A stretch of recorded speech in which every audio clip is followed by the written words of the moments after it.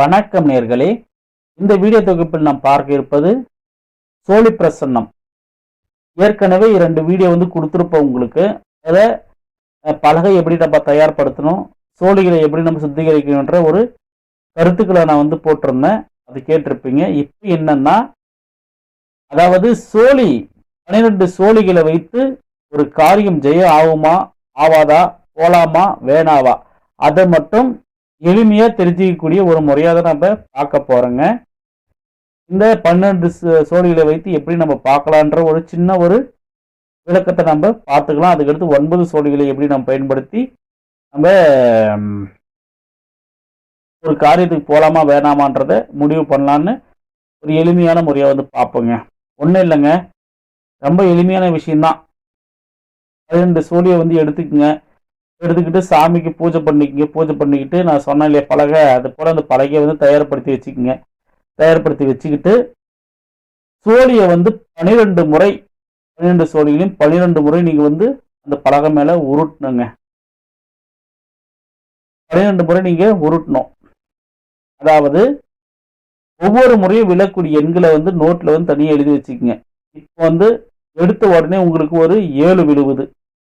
சாமி வேண்டிட்டு சோழியை போடுறீங்க. போட்ட உடனே 7 விழுவுதுங்க. அதை எழுதி வச்சுக்கோங்க.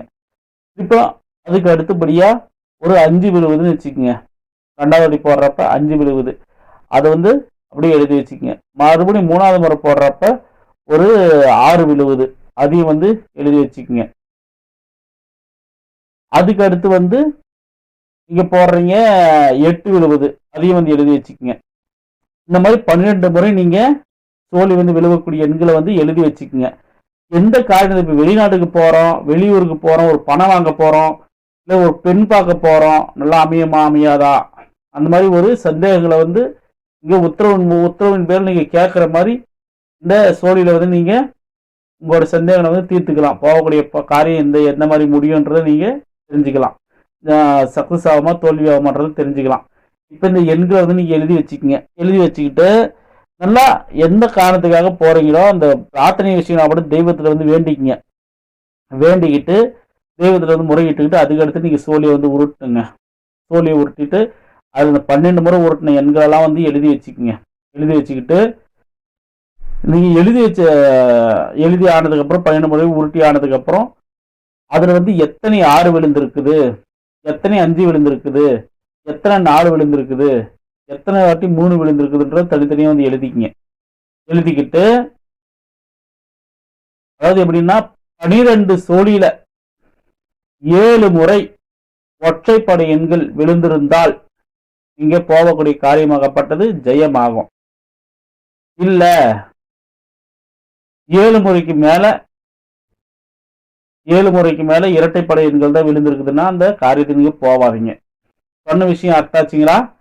அதாவது 1, 5, அதுக்கடுத்து 4, 7, 9, 11 இந்த மாதிரி ஒற்றைப்படை எண்கள் சொல்லக்கூடிய இந்த எண்களாகப்பட்டது 7 முறை விழுந்திருக்கணும். அது எடுத்து நீங்க தனியா எழுதி வச்சுக்கோங்க. இப்போ அது 7 முறைக்கு மேல அதிகமா 12ல 7 போச்சுன்னு எவ்வளவுங்க? 8, 9, 10, 11, 12 5 எண்களாகப்பட்டது மீதம் இருக்கா? இந்த 5 எண்களாகப்பட்டது விழுந்தாலும் ஒன்றும் பிரச்சனை கிடையாது. 7க்கு மேல ஒற்றைப்படை எண்களாகப்பட்டது 12 முறை உருட்டுறப்ப ஒற்றை எண்களாகப்பட்டது 7 முறைக்கு மேல விழுந்திருந்தாலும் அல்லது 7 முறைக்கு 7 முறை விழுந்திருந்தாலும் ஒற்றைப்படைக்கு அதிகமான எண்கள், இரட்டைப்படைக்கு அதிகமான எண்கள், ஒற்றைப்படை எண்கள் விழுந்திருந்தால் இந்த காரியத்தை நீங்க தாராளமா போகலாம். உங்களுக்கு நல்ல பலனை கிடைக்குன்னு ஒரு விஷயங்களாகப்பட்டது நீங்க எடுத்துக்கலாங்க. போகக்கூடிய காரியம் சக்சஸ் ஆகும்னு எடுத்துக்கலாம். இல்ல இரட்டைப்படை தான் அதிகமா விழுந்திருக்கு, 8 முறை இரட்டைப்படை விழுந்திருக்குது, 9 முறை இரட்டைப்படை விழுந்திருக்குதுன்னா அந்த காரியத்தையும் நீங்க போக வேண்டாம். நீங்க அப்படியே இந்த போகக்கூடிய காரியத்தை ஒத்தி வைக்கிறது ரொம்ப நல்லது. இன்னைக்கு இல்லாமல் நாளைக்கு போகலான்றதை நீங்க பிரசனத்தை பொறுத்த வரைக்கும் இன்னைக்கு நடக்கக்கூடிய விஷயத்த மட்டும் தான் நம்ம கணக்குல எடுத்துக்கணும். நாளைக்கு நடக்கக்கூடிய விஷயத்த கணக்கு நம்ம எடுத்துக்க கூடாது. திரும்பி நாளைக்கு நீங்க சோழி உருட்டி பார்த்துட்டு அதுக்கடுத்து நீங்க உத்தரவாதத்துக்கு அப்புறம் நீங்க போகலாம். அந்த மாதிரி கணக்குல நம்ம எடுத்துக்கலாங்க. மீண்டும் இந்த 9 சோழிகளை வைத்து எப்படி நம்ம பலன் காணலாம்னாக்க இப்போ வந்து 12 சோழியிலிருந்து 9 சோழியை நீங்க எடுத்து வச்சுக்கோங்க. மீதம் 5 சோழியை வந்து ஒதுக்கி வச்சுக்கோங்க. 1 விழுந்தா ஞாயிறு சூரியன், 2 விழுந்தால் சந்திரன், 3 விழுந்தால் செவ்வாய், 4 விழுந்தால் புதன், 5 விழுந்தா குரு, 6 விழுந்தா சுக்கிரன், 7 விழுந்தா சனி, 8 விழுந்தா ராகு, 9 விழுந்தா கேது. இந்த மாதிரி கணக்குங்க. இப்போ என்ன பண்றீங்க, இந்த பலகை மேல இந்த 9 சோழியை வந்து எடுத்துக்கிட்டு சோழியை வந்து உருட்டுங்க. 1 விழுந்துச்சுன்னா அதுக்கு உண்டானது யாரு? சூரியன். அந்த மாதிரி எழுதி வச்சுக்கோங்க. இதுக்கு அசுப கிரகங்கள், அதாவது சுப கிரகங்கள் அசுப கிரகங்கள்னு சொல்றதுக்கு, சுப கிரகங்களோட அந்த எண்கள் விழுவணுங்க. இந்த சுப கிரகங்களோட எண்களை விட அசுப கிரகங்களோட எண்ணிக்கை அதிகமாக இருந்துச்சுன்னா இந்த காரியம் போகக்கூடாது. அசுப கிரகங்களோட எண்ணிக்கையை விட சுப கிரகங்களோட எண்ணிக்கை அதிகமாக இருந்தால் அந்த விஷயத்துக்கு நீங்க தாராளம் போகலாம்னு சொல்லிட்டு அர்த்தங்க.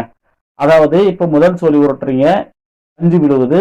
5 விழுந்தால் சூரியன், சந்திரன், செவ்வாய், புதன், குருன்றத எழுதிக்குங்க. அதுக்கு அடுத்து 2 விழுந்தால் சந்திரன்றத எழுதிக்குங்க. 3 விழுந்தால் செவ்வாய்ன்றத வந்து எழுதிக்குங்க.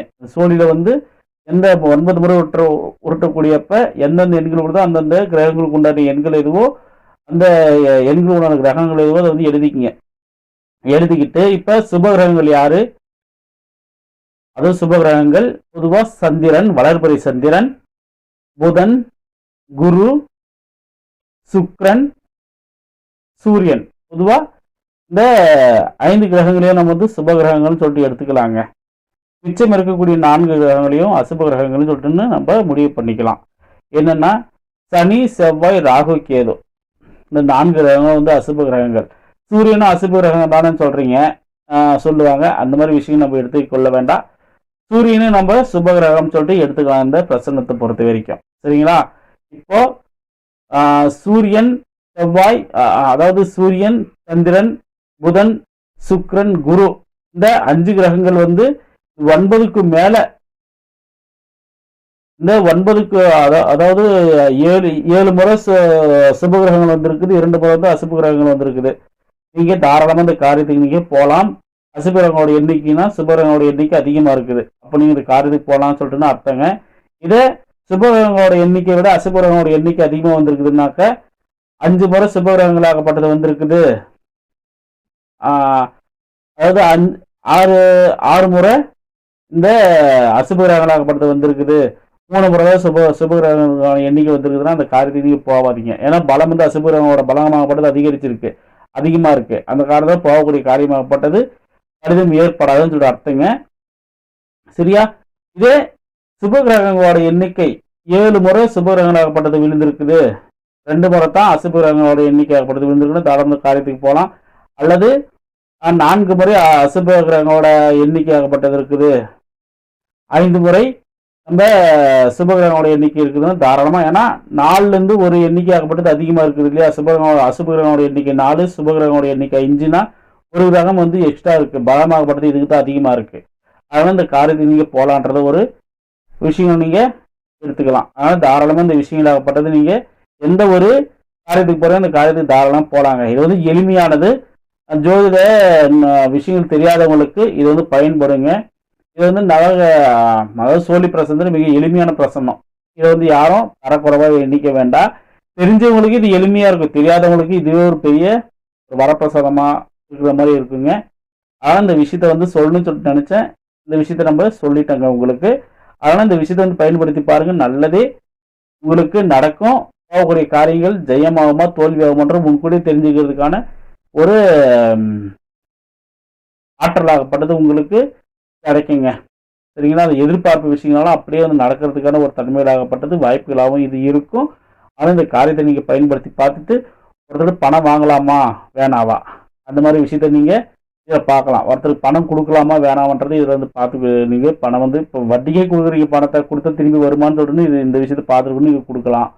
அல்லது ஒருத்தருக்கு வந்து வட்டி பணம் கொடுக்க போறேன், இந்த டைம்ல கொடுத்தா நம்ம இந்த கடத்திலிருந்து கட்டி வெளியே வந்துருவோமா, இந்த டைம்ல கொடுக்கலாமான்றதே நீங்க இந்த பிரசனத்து மூலியமா நீங்க பார்த்து அவங்களுக்கு வந்து பணத்தை வந்து கொடுக்கலாம். அந்த மாதிரி விஷயங்களாகப்பட்டது இருக்குங்க. ஒவ்வொரு காரியங்களும் பயன்படுத்தக்கூடிய முறைகள் தான் இருக்கு, முறைகள் தான். சரியா? அதனால் இந்த விஷயத்தை வந்து தவறாம பயன்படுத்துங்க. உங்களுக்கான கோரிக்கைகள் என்னவோ அதை தெய்வத்தில் வச்சுக்கிட்டு இந்த பிரச்சனை மூலியமா தெரிஞ்சுக்கிட்டு அதன் மூலியமா செயல்படுங்க. நல்லதே நடக்கும். சரியா? மீண்டும் ஒரு நல்ல தகவலை சந்திக்கின்றேன். நன்றி, வணக்கம்.